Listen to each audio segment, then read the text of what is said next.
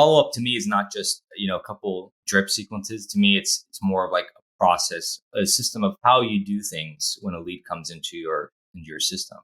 What is it that you actually do? If you have a team, that's much harder to implement because now you have to sit down and get everybody on board and how they're going to do it all simultaneously at the same time. If it's just you, if you're running solo, it's easy. You just just try out things, but you make sure that you figure out the way I'm going to do it and do it from now on.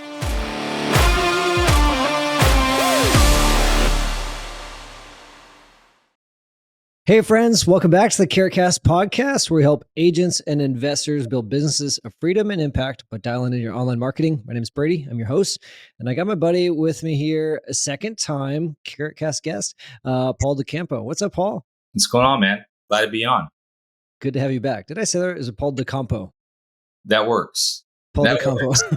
I'm used to people messing up Winder like every day, so I feel you.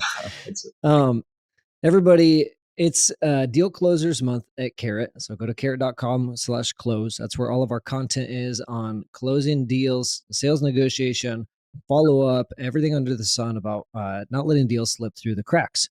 And so what we're talking about today, the reason I brought Paul on is follow up. I feel like for some people, for some investors, this is a bad word. It's like, oh my gosh, it's that thing that I know I should do or know I should be better at, but I'm not. And some of you are killing it. Some of you are doing this manually. Some of you have it automated. But I brought Paul on because he understands follow-up. He's a great copywriter. He understands human psychology. He understands sales, and he understands automations. And so when you put all those things together, and he understands investing, and I'll let him give you his background, but he understands investors. When you put all those things together, it makes for something really powerful. So that's why I wanted to bring him on the podcast, talk about what he's doing. So, Paul, give me just give me the 10,000 foot view of like how you went from, investing to where we are now, or whatever that story is. Yeah. So, try to make this quick, but back in 2015 is when, when it all happened. Like everybody, no dramatic, sexy story, just read Rich Dad Poor Dad.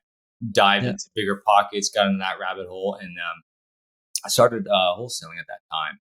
I did everything under the sun: cold call, door knocking, sending direct mail, sending lots of direct mail, and then shifted from flipping mobile homes on like Lonnie deals, flipping them into notes, buying land, buying raw vacant land. That became kind of a small little volume business for me. But while was doing all that, I also, by accident, became a copywriter. Actually, Investor Carrot was my first client. So, if you go back in our blog archive, you can find blogs. So challenge any listeners, go back in our blog and just go all the way back. You'll find Paul's written some of our blog articles back. Yeah. There's some stuff there written. I was mainly dealing with your concierge clients, a couple other things, and then but kind of dove into that rabbit hole, like the whole direct response world. Really was fascinated by it. Started my own little email list. Did some info publishing. Had a podcast going. I was doing a lot of things. Had a little, like, I remember Trevor talking about having all the pumpkin vines out. Pumpkin vines, right? So I had a lot of those pumpkin vines going out, and I had other clients too. I was taking I had a land developer as a client, writing direct mail packages for them. So that was kind of fun. They're selling like hotels and things like that.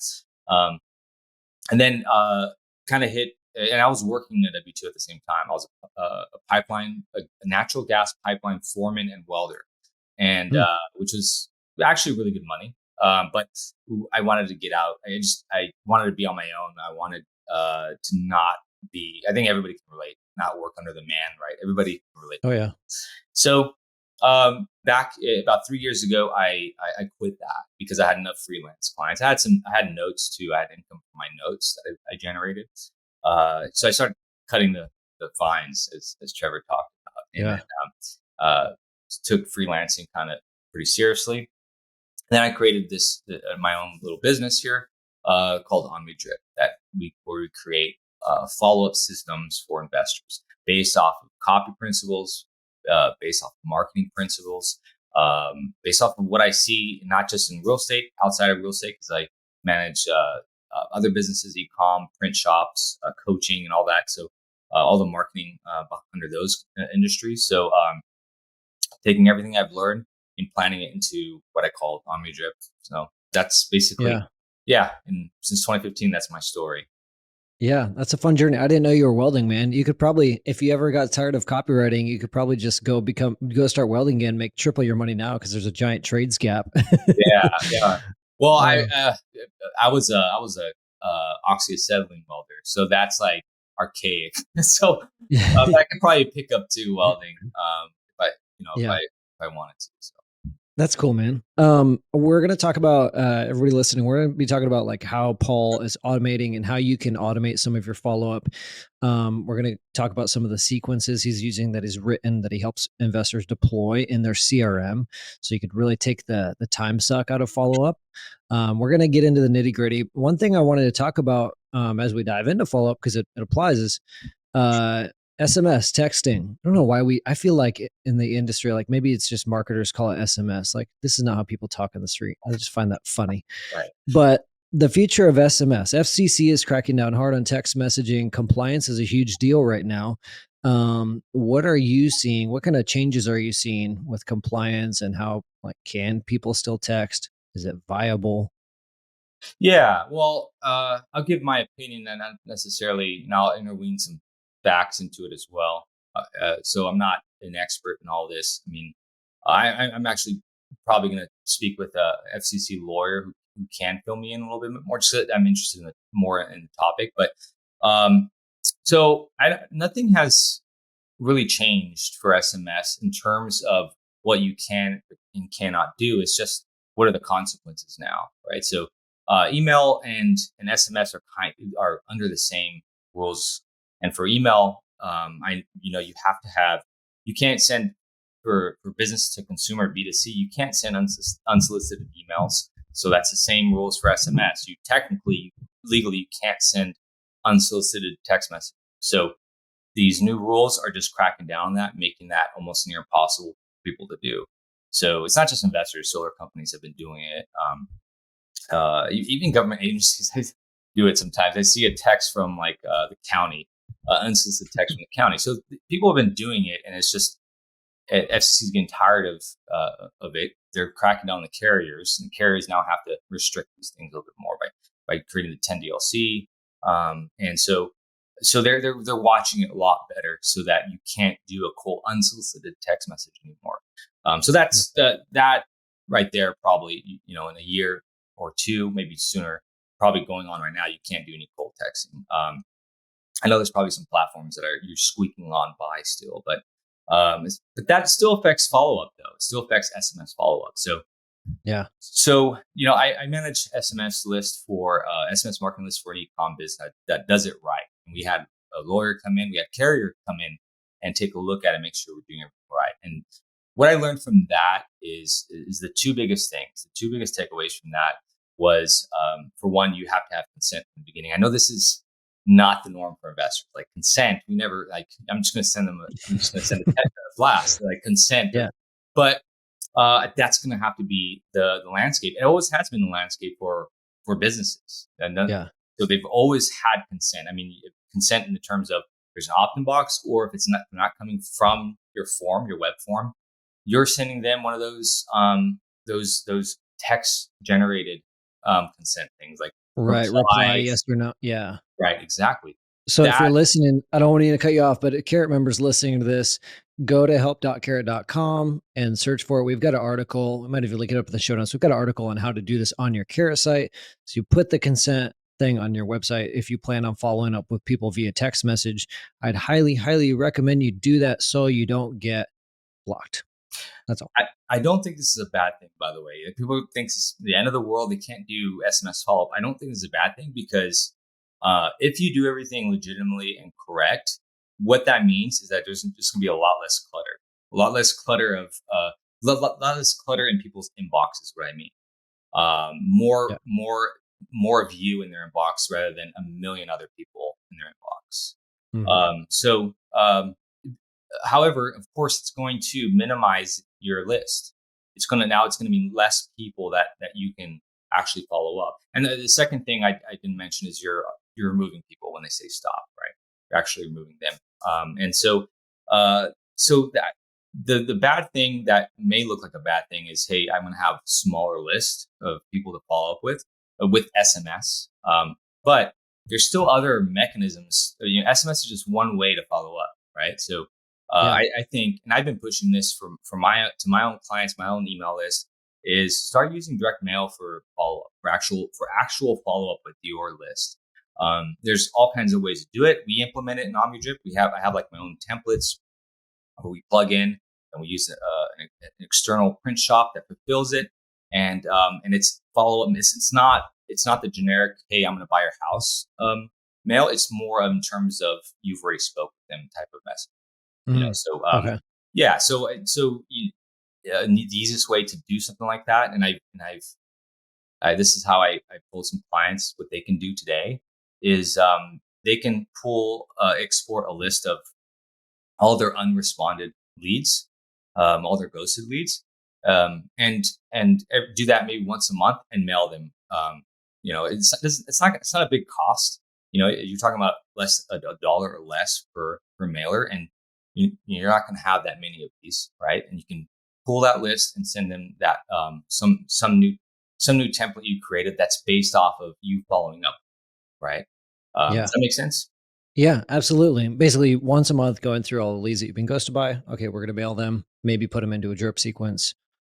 Right? There's a reason why they're ghosting, and it could be they're just not a lead anymore. In that case, you got to purge them out. Yeah, you got to keep a clean list. I think that's going to be paramount in the next couple of years, is keeping a really clean list, because Mhm. what these carriers are going to be looking out for, like how do they determine to send your text message or not? It's going to be based off of your in email. They call it domain reputation. So your reputation of your number.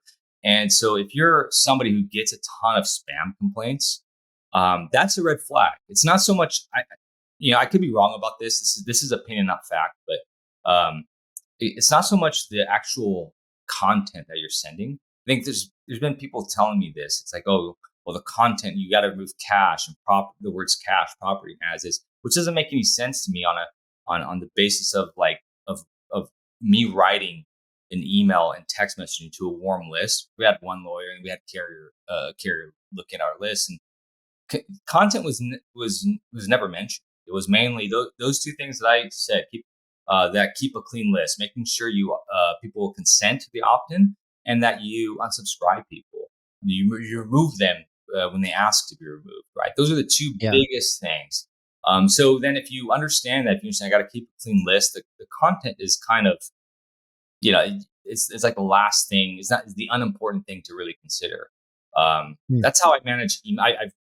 That's how I manage SMS for my own freelance clients. Um, I never look at like content. Never look at should I put in the word click here or not. As long as I keep a good, clean relationship with my list, and content doesn't matter, and I keep the emails in the primary.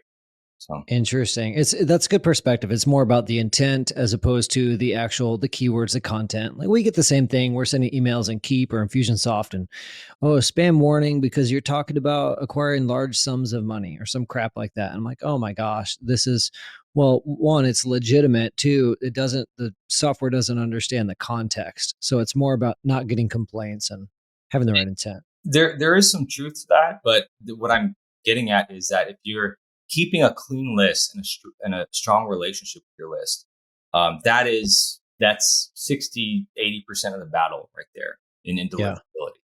Okay, Mhm. so yeah, so going back to the SMS thing, the playing field, it's going to change, but I think it's a good thing for people who keep things legitimate, and then you can just always and I advocate for increasing or using direct mail as a follow up mechanism. Yeah. Okay. I like that. Yeah, it's still effective. Pretty much always has been. It's direct mail still working. We advocate for it if you're doing offline marketing. Tell me about what do you see from like you work with a lot of investors, you're writing these things for people, you're implementing it into their CRMs.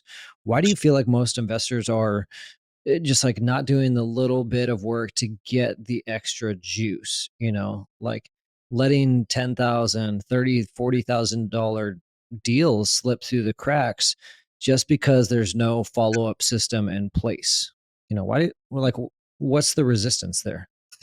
Um, it's probably just it's probably the amount. Yeah, as entrepreneurs, we have a ton of stuff to do, so it's not. It's just a matter of creating the system for it, creating a process for actually doing it. So yeah, I mean that there's a ton of stuff that I should be doing as well. My own business owner, there's Yeah. I have my quote one thing that I'm working on right now, that project that we're working on, and everything else kind of goes on the side. So, but I think to answer your question directly, it's probably just not knowing where to start, right? Well, where do I start with this? Uh, Right. Follow up to me is not just, a couple drip sequences. To me, it's more of like a process of how a system of how you do things when a lead comes into your system. Yeah. And manual and drip, all of it. Like, what is it that you actually do? Um, if you have a team, that's much harder to implement because now you have to sit down and get everybody on board with it and how they're going to do it all simultaneously at the same time. If it's just you, if you're running solo, it's easy. You just just try out things, but you make sure that you figure out what's the way of doing what's the way I'm going to do it, and do it from now on. And Mm. so yeah, it's a system in the process. Okay, that makes sense. Let's kind of decomplicate it for people. It's funny. We were just at Carrot Camp last month, and one of our investors stood up and he's talking about how he's got deals slipping through the cracks, and his acquisitions gal in the office is like, deals are slipping through because she has a flexible work schedule, but he doesn't want to let her go. She's a rock star, but it's just, anyways, the point is somebody's not in the office at all times to get back to people. And so he's like, I know that we're losing deals, but I don't know what to do. And for a lot of us, it was obvious, like, you just need a solid CRM, you need some drip campaigns, like, just, automate this. Um, where do you, where do you start? I'll just tell you what I set up with OmniDrip. Yeah. So how I look at it is a large pipeline or funnel, and from beginning to end, once a lead gets in, there's a bucket you can place them in. And those buckets have the conversation, it has the call to action for them. And Whether or not you do this manually or doesn't matter. But the point is as soon as a lead comes in, there's a bucket for it. So if it's a missed call, that's my sequence. I have a missed call sequence. I think a lot of CRMs have that. But the how I look at it, how I look at everything, regardless if it's real estate, if it's a print shop, if it's a coach, whatever it is, there is a journey that a lead takes. And there's many sales that you have to make along the way. So what I mean by that is when a lead comes in, what's the next thing? What's the next sale I have to make? That sale is I got to get, for one, I got to get on the phone with them. Like, if it's a form, if it's a filled form, it's a missed call, you got to at least get somebody face to face or phone to phone, ear to ear, to them immediately. That's the next sale you have to make. After that, it's an appointment, right? If that's your process in your business, if you have somebody who does the type of initial inquiry on the phone and then it goes over to a lead manager, acquisitions manager, that's whatever. Regardless, the next sale is an appointment. So that's my call to action in that bucket, in that sequence.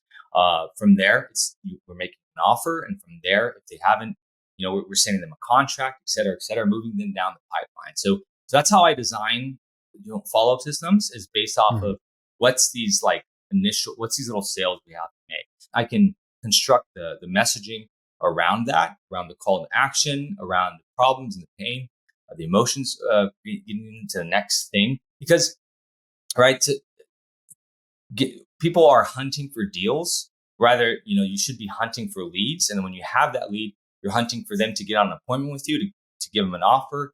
There's a huge, there's a huge journey that you have to take before that you actually get the deal, right? Mm. So yeah, I have about 20 plus sequences, um, that all, I mean, they all fit something that happens in an event that happens. So if the seller tells you that the offer is too low and it's a landlord, there's a sequence for that. that leverages that objection, that brings up credibility about the offer, etc. So we have selling delayed type of sequence. So if the seller expresses they're not ready to sell yet, they will down the road, or they're keeping the house. There's a bucket for that that leverages that. So the next thing is getting them on an appointment, right? It's kind of a long term because they have whatever is in the background holding them up. We understand that, so we're leveraging that whole situation. So Hmm. Okay. Yeah, that makes sense. I didn't realize you had over 20 different follow-ups. That's crazy. And I like the way you described it as like the mini sales along the way. Cause typically when I think of follow-up, I think of how most companies follow up with me. And it's like, okay, they captured the lead.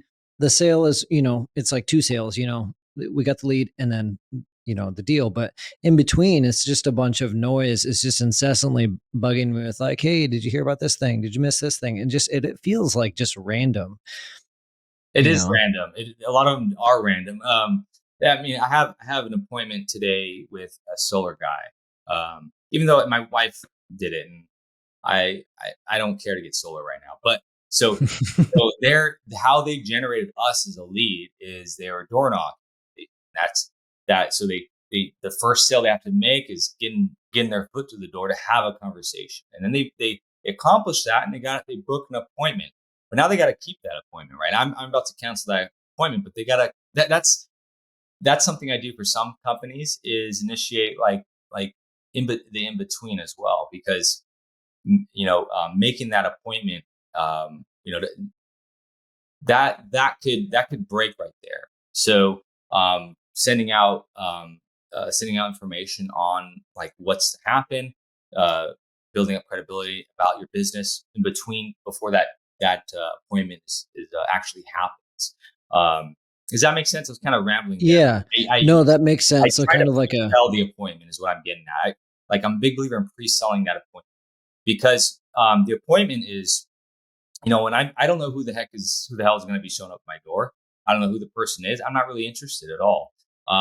But it, you, then there's a little bit of so there's barriers up. There's automatic barriers up just for that appointment, right? Well, let's help break down those barriers. Not necessarily if we're going to actually remove them all the way, but we can help break it down and make the appointment a little easier for the salesperson, right?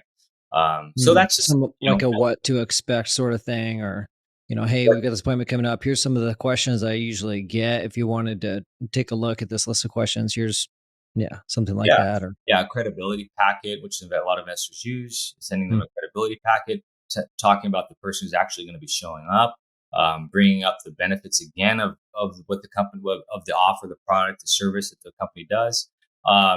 That's just one thing. I mean, we do have a booked appointment sequence in Omnidrip.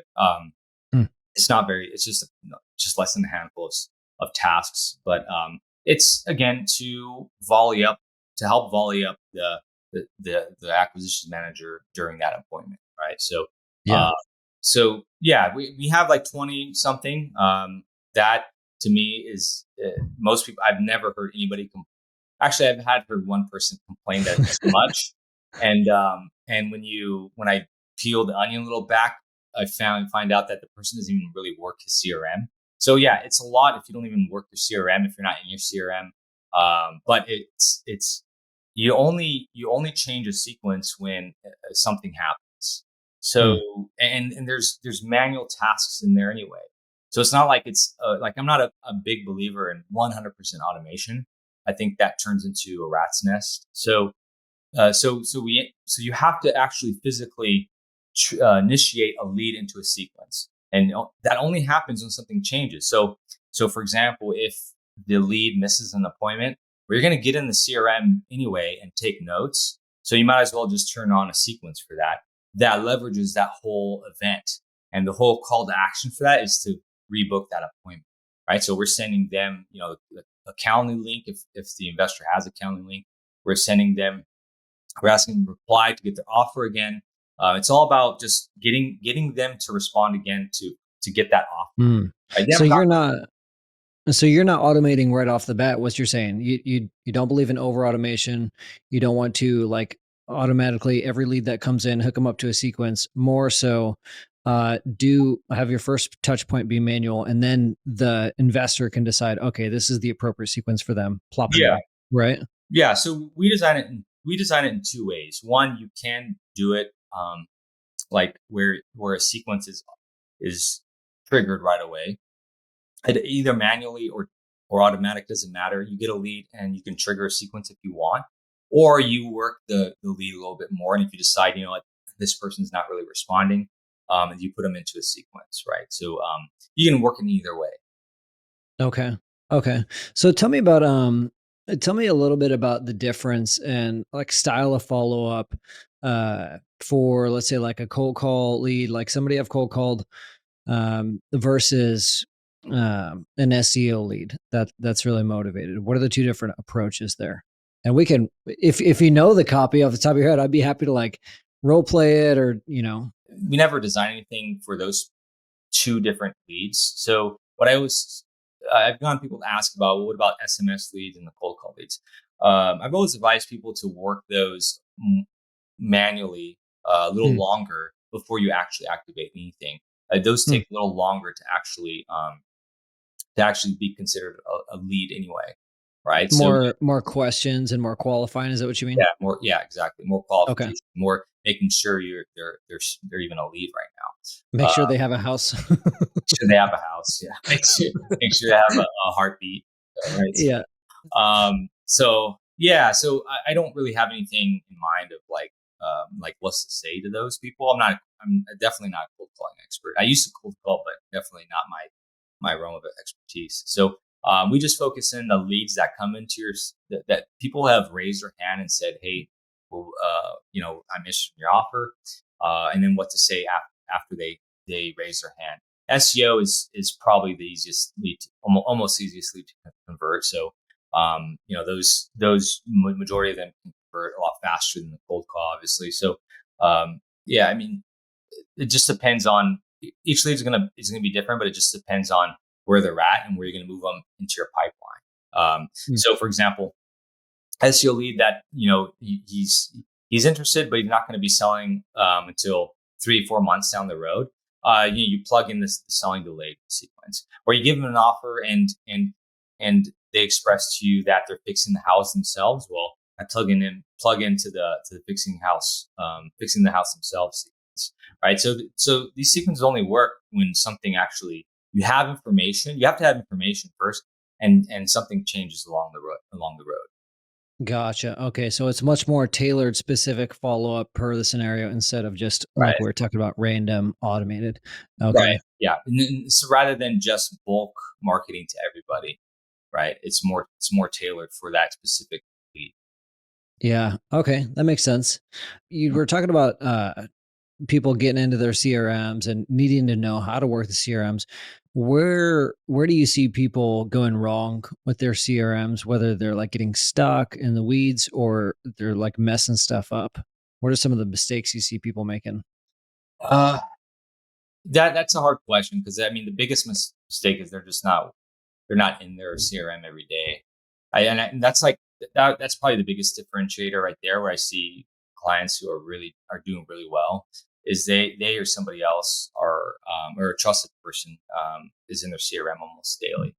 Hmm. Even on sometimes even on the weekends on a Saturday, they're looking through their CRM and they're asking, what leads, they're looking through the notes and seeing, did we miss something here? Is there Hmm. something else I can do to work this lead to convert them over?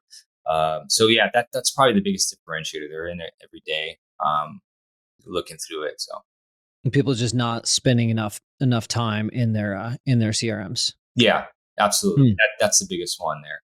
That's what I Okay. see at least from with my clients.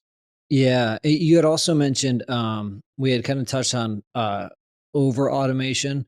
Where do you feel like technically speaking, where do you feel like the balance is between manual and automation? Because like I've tried automating things before. Or I have things that are automated, but I think you can easily get too excited, be like, okay, this app and this app and this thing, and it's all patched together, and all it takes is one little thing to break, and then all the automation fails. But then there's the extreme side of like, we have some people like Bo Hollis. Um, he is just super manual. He loves texting people. He'll hit them with, 15 texts a day, and that's just his style. And it works to close. It's very hamster wheel, very manual, but it works. Where's the balance there? And like how much automation and where? Yeah. I think that, so for one, once the lead responds, I don't, I know there's a lot of hype right now on the AI chat bots. I don't Mhm. know how well they work. I honestly don't know. So, I mean, I think last year we were looking at one. When I say one, I mean a client where they're looking at one. It didn't work very well. It was, Mm. you can tell right off the bat it was AI. Now today, I don't know, it might be a different story. So if it would, that doesn't answer your question, but I just kind of, the AI has been a Yeah. hot button now. Obviously, we can always talk about AI, but I use AI almost every day. So we can talk about that. But as far as where's the blend work, where we draw a line between automation and manual, I think it's really a preference of the person. Like Bo, for example, made it work for him, but in OmniDrip, I know that we make it look, the text messages are automated. They're getting sent out, except for maybe a handful. We actually send out a task for you to send a message, and that has to do with the context of the sequence. But for most part, 99% of it we're sending an automatic text and automatic email. Mm. I try to make it so that as much as possible, the text looks like it's coming like directly, like person is thumbing the message right then and there. There's Yeah. different like little hacks you can do to make that feel. But that's, at the end of the day though, after somebody responds, I do believe somebody needs to be there to manually respond, and that's where you can Mm. then you get into a whole rabbit hole of texting them 15 times a day because you're actually in a response with a warm body, and I Yeah. think that's where you probably draw the line of automation versus manual, and manually triggering this. I mean, some clients, not a lot, but some have asked, is there a way to automatically initiate these sequences? And there isn't. And I tell people, don't do that. I mean, that's where if everything is 100% automated, where somehow an offer too low sequence gets triggered automatically, then what's going to happen is you're going to have a person that is in like 3 different sequences at once, Mm. and that So can be a chaotic mess. So basically, let me see if I'm tracking with you. The investors that you're working with, you're seeing it work better as a safety net to stop deals from slipping through the cracks, to try and close more of those deals, not relying on it as, hey, I've got a warm body, not to try and work the lead, like a hot lead for them. Yeah, exactly. If you have a hot lead right now, yeah, my opinion is you work that manually, because that is I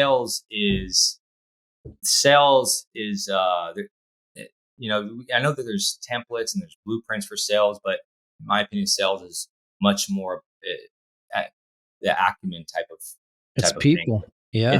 It's where to me, a good salesman has the ability to shift, maneuver around the conversation, listen to, like, here's a really good example. I talked about this in another podcast I was on, and I had a problem with my internet, and so I called the internet company, and the guy dismissed my problem and then went into a pitch for like some kind of phone service. I'm like, what's top of mind right now is my internet. Like, I'm about to cancel you guys, and you want to go upsell me to a phone service. Like, so that is an example of them sticking to it. I can tell they're sticking to a template. Like, it was probably, hey, this week our offer is this phone service. Make sure you plug this phone service into your offer, right? So you can tell. Is it charter? Was Yeah, it charter it commu was charter. Freaking charter, man. I had to cancel Yeah, them.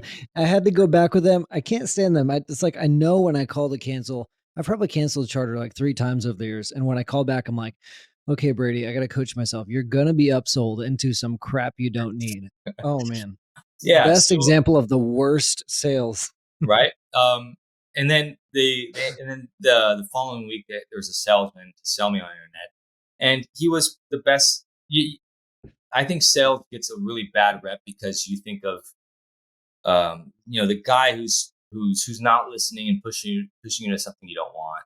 And Yeah. so I think the other day I had a salesman for internet, same kind of example, but he was probably the best salesman I ever spoke with because he answered everything that was on top of my mind. He maneuvered around my problems. So what I'm getting at is that can't be automated, right?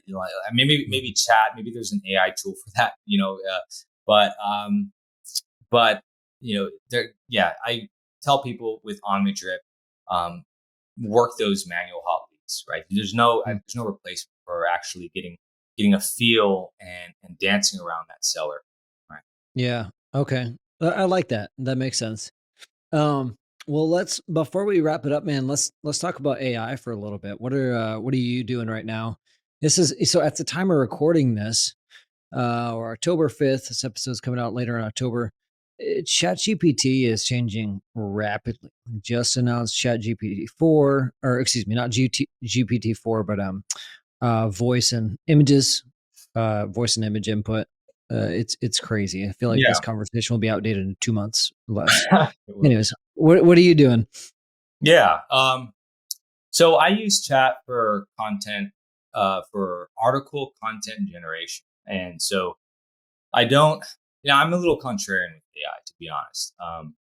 Yeah, and, you know, AI, I think, is going to be a really great AI.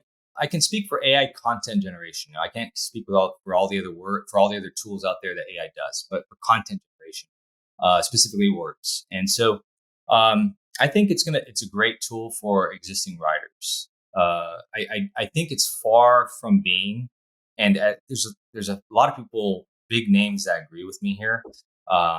Jacob McMillan is his last. I'm butchering his last name, but Hmm. because there's not a when you try to generate content on a push of a button, it's garbage. I'm saying that, I'm saying this as somebody who's tried multiple times to make it work. Where it's Yeah. just you give it one sentence, one prompt, and it produces for you decent quality content. You have to remember AI is pulling from the averages in the world. It's Yeah. so if you're already somebody who produces content that's above average, and it's not very hard to do that to produce content above average. Um, Yeah. if you're already somebody that does that, and then you have somebody produce for you below average content in place of what you're already doing, uh, you know, you, you can see like you're it's not going to work. So Yeah. for me, it hasn't worked.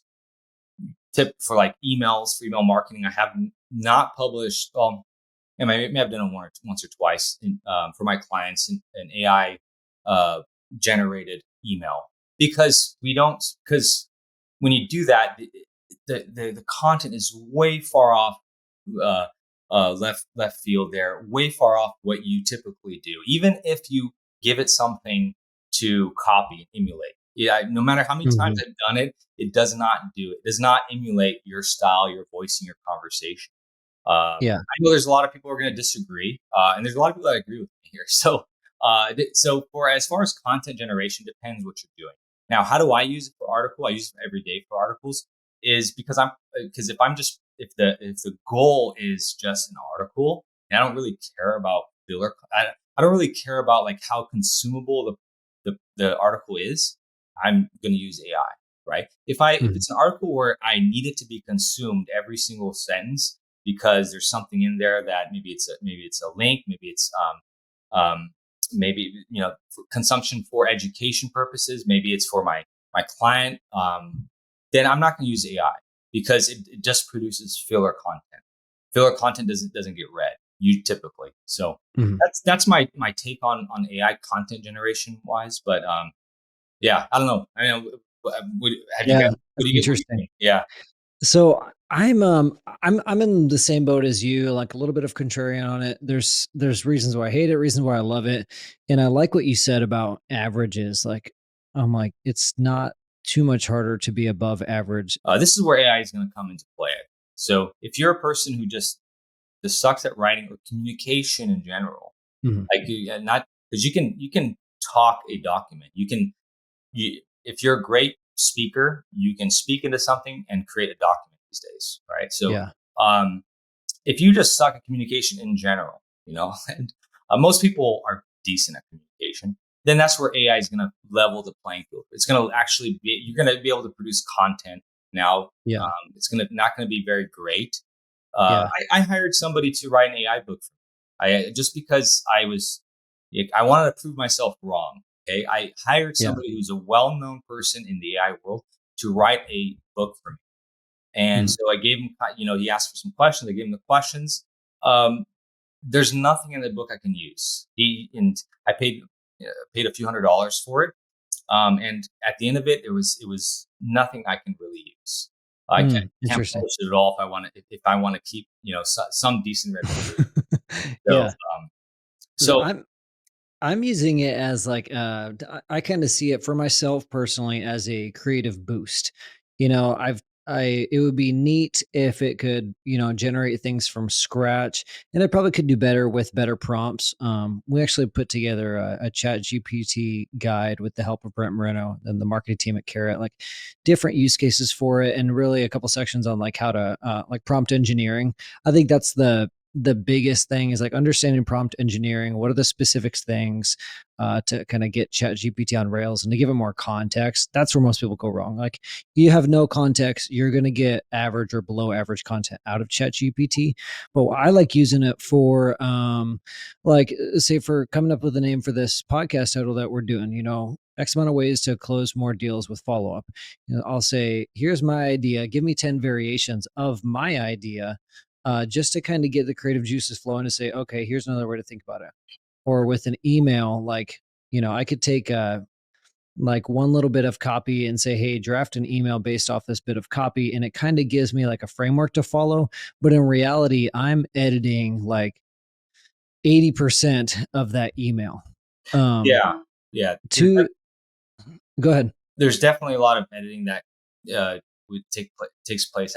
I can you can tell. It's funny, you can tell when there's an AI generated email that comes through. For some Uh-huh. reason, they almost always start off with, "I hope this email finds you well." It's like, I don't know why chat always produces an email that says, and then The thing, go ahead. yeah. So I agree with the prompting thing. So I've got like the folder with prompts that I've saved that work well. And for articles, for example, so a tip for doing articles, because I have a niche blog with a partner, with a friend of mine. And you really, it's not, at first I was thinking that, you just write one prompt and boom, it spits out the article, 2,000 word article. And never, no matter how many times I've tried it, never worked. It was just Mm, garbage. It was 500 words, even though I told it to write 2,000. It seems to not follow instructions sometimes well. yeah. So you have to, when something is that like intensive, and an article is not intensive, but it's long, you have to work at sections at a time. You have to Yeah. give its initial prompting of what you're going to be doing, tell them that you're going to be working at one section at a time, and you go on to the next section, next section, next section. So Yeah. you have to have an outline already in your mind of how you're going to do it. So, um, So here's something I learned. Here's one thing I learned on that was it doesn't recognize word count.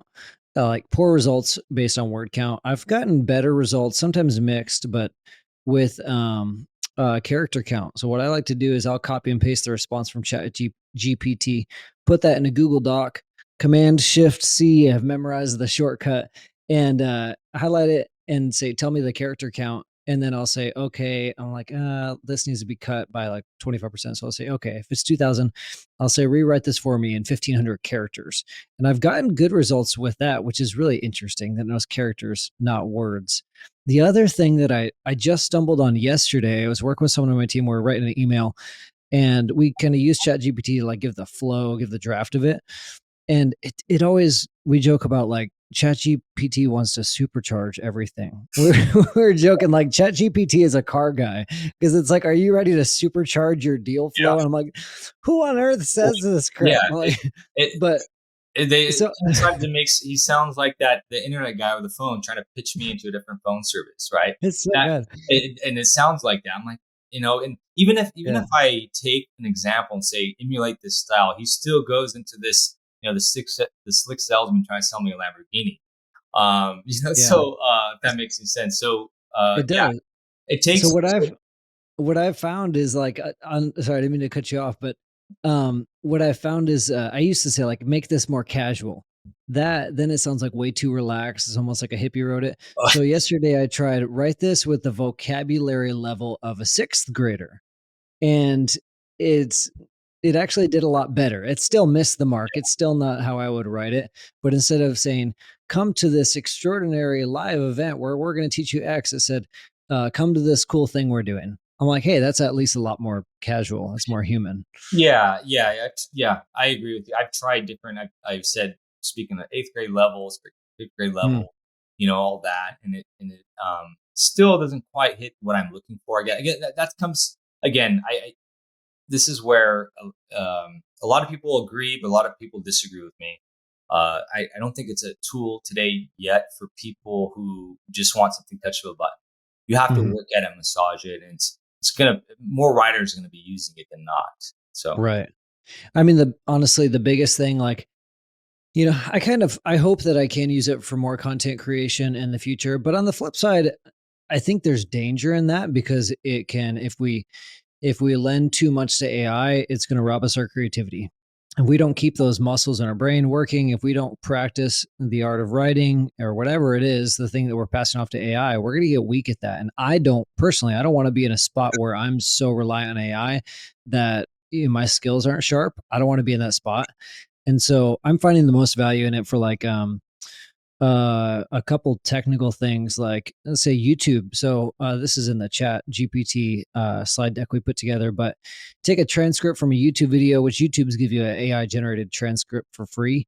Put that into chat GPT and I developed a whole prompt to give me chapters for it. So clickable chapters, aka timestamps, boom, copy and paste those, a little bit of editing. But you can give it the word, character count, whatever, and paste that into the description. And that just saved me used to take 25 minutes to scrub through a podcast to do that manually. And now I can, you know, have it done in about 5 to 7 minutes.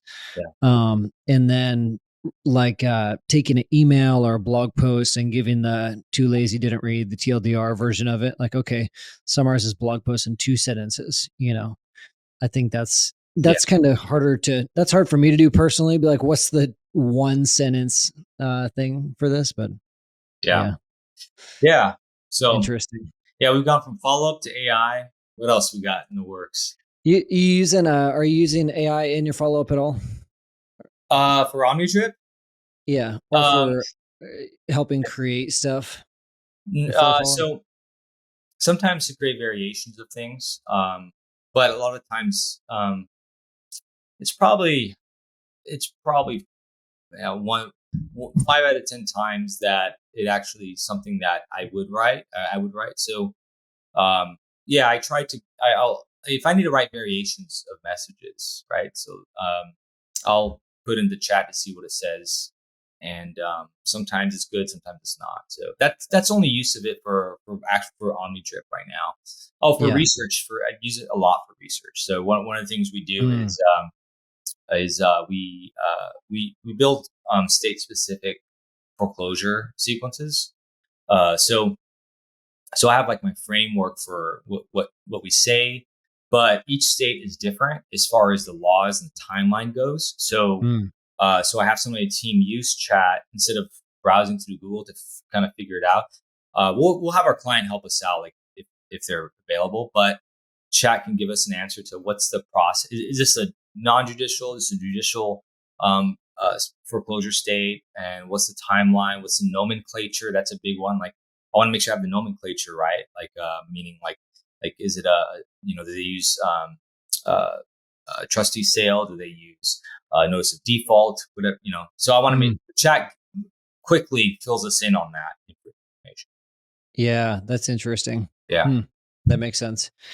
Yeah, I mean that's all I got for Chat GPT and for AI and for follow up. I'm curious about the chat bot front as well. Not because I'm like itching to start using chat bots, but I almost want to be proven. I don't know. Do I want to be proven wrong or right? Like, I don't think I don't like chatbots. I hope that that doesn't become like the new standard to where, like right now, you can tell if you're talking to a chat bot, and I'm like, I think humans have the right to know that. Like, am I talking to a bot or am I not? I think where it's getting gray right now is like, I don't know if this is a thing pretending to be human or not. I hope that doesn't become the new standard. And so I'm really just curious to see if there's anyone that is just really killing it with chatbots to where you can't tell. Just because I want to know who's using Yeah. that technology well. Yeah, I really don't know anything about it. I mean, I know that there's a lot of ads for it. This Here's the thing with AI. I think it's so in direct response. You and I were talking about direct response earlier. What sells in direct response is the hot new thing. And when you're a copywriter, you're always looking for like the new mechanism, the new. You're looking for the trend. You're also looking for the new mechanism that can help sell whatever product it is. A lot of products are just something something restructured, and you find something that's new that hasn't been talked about, and then you blow that new thing up, right? So I think AI, a lot of people, a lot of direct response marketers are really hanging on to the cattails on it to sell whatever AI product that they can put together in a heartbeat, right? So Mm, um, yeah, it's not. I don't think it's anything different from when they're selling FTX or yeah, crypto, yeah, NFTs, and all the new crave. It's only hot because it's only quote hot because direct marketers are taking advantage and I'm a direct marketer, so I'm not like just throwing everybody under the bus here, but direct marketers are taking advantage of this newness to sell an AI tool, to sell an AI course, etc. So right. does it mean that it's not anything you can use? Yeah, of course I use it, right? But it's not something that's life changing or completely changing the whole business realm.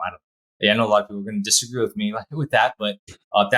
that's how I see it as a user of AI. That's how I'm seeing Yeah, I like that. It's not worth getting your focus totally wrapped up in. It's one of the shiniest objects right now. Like, use it as a tool for what you can. Don't try to overthink it and say, how can I let it. this take over everything in my business? Yeah, if you want to get your emails opened, throw in AI into the subject line. If you want to get right, if you want to get a bunch of subscribers, put together a book about AI, right? Yeah, Yeah. I wouldn't do it because the kind of people you're going to generate, and you're going to lose kind of your relationship if you do it, kind of lose the relationship you already have with your list. But not to say I never used AI in my subject line. If the email was about AI, definitely would have AI in the subject line. But what I'm getting Yeah. at is it'll boost your vanity metrics definitely. Interesting. Okay, well, cool, man. I think this has been a good convo. This has been fun for me. Hopefully helpful for y'all listening. Paul, where can people find you if they want to get in touch with you? Yeah, just head over to reiomnidrip.com. You can get some samples there. You can get a demo of how it's all done. I kind of gave you the demo of all the sequences, but kind of have a visual in the demo of the pipeline funnel that we use. Okay. Awesome. Well, thank you, man. Everybody listening, go to carrot.com/close to get some of our other follow-up negotiation content. By the time this comes out, we will have already done a live panel with excuse me, with Paul, with Carlos from Investor Fuse, and a few of our top investors that are really good at follow-up negotiation, closing deals. So that will have happened live already. So go to carrot.com/close and you can watch that follow-up mastery live panel. But until next time, thanks for listening, everyone. We'll see you later. Thank you, Paul. All right, thank you, man.